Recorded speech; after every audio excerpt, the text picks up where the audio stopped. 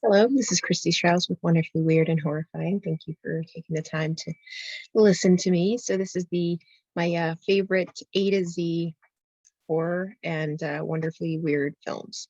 So I could do this for every movie with every letter, but or any kind of movie with every letter, but that would just be very long. And also it would require too much decisiveness. I don't know. I have it in me. So because I just love movies so much. But in this particular case, I'm going to go through each letter and record a segment and talk about what I think is the best slash my favorite in that specific category, that specific letter. And there aren't really rules since I just decided to do this and it's for fun. So there could be one or five. Let's see.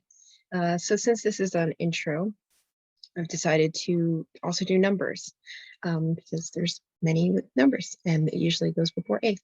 So in this case, I'll start with Danny Boyle's 28 Days Later, a movie I remember seeing in theaters. And even as a fan of his, I didn't really necessarily have expectations. And I remember, because I was a teen, coming home and actually waking my parents up and telling them how good this movie was and what it was about.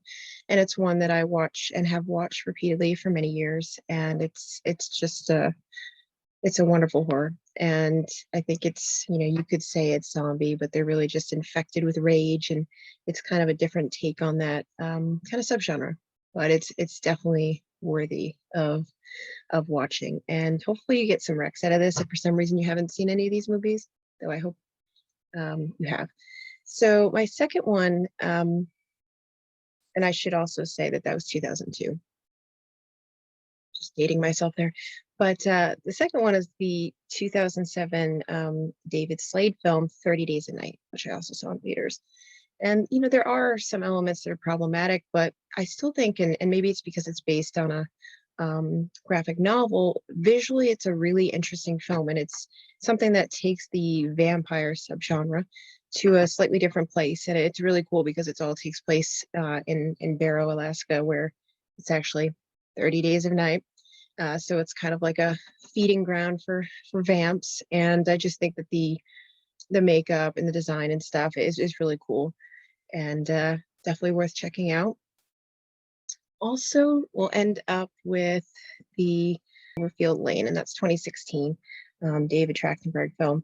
And it's the sequel to Cloverfield. I put air quotes because it's incredibly different, even if it does have like a core connective element.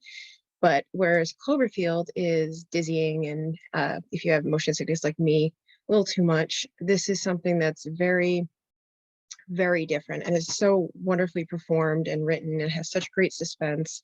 And it's one of those like man or monster sort of situations, which are always amazing in horror, where you don't really know if you can trust the main character, Mary Elizabeth Winstead. And you can't really trust like her captor in John Goodman, but at the same time, you have this idea that there's something larger outside of this kind of bunker that they're in that's going on. And I'm trying to be a little vague with these details just in case you haven't seen them. But yeah, those are my three number horror, potentially weird, because some of these may stretch out of the genre of horror. Picks for this time. I will also give a nod out to 1408, which is a King adaptation that's it's really not bad. There's a lot of those that are just not very good, but it's definitely worth a watch if you haven't seen it. So thank you for joining me. Hopefully I provided a rec or of something of value, but I appreciate it either way. And until next time, keep watching and being weird.